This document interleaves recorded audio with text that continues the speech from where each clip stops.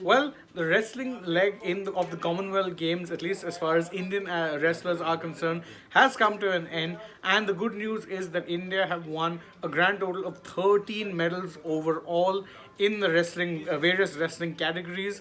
So that's a massive achievement. In that sense, 13 medals is what we won, and the last of those medals came courtesy of Deepak Nehra. Now, Deepak Nehra was wrestling in the 97 kgs freestyle category, and he beat Pakistan's Tayab Raza.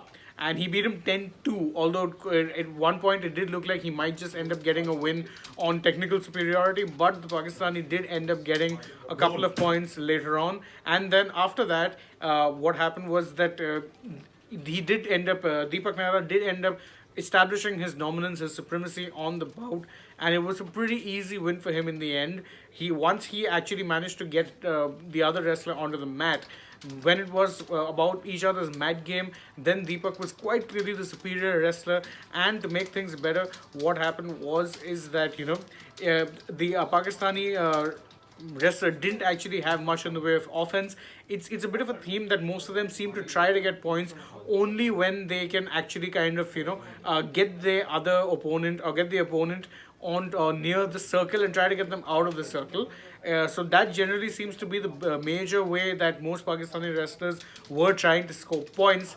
That wasn't working out very well, of course. So in that sense, good on the Indian wrestlers. They clearly had that scouted and they were prepared for it, and were prepared not just to defend it but also to counter that as well.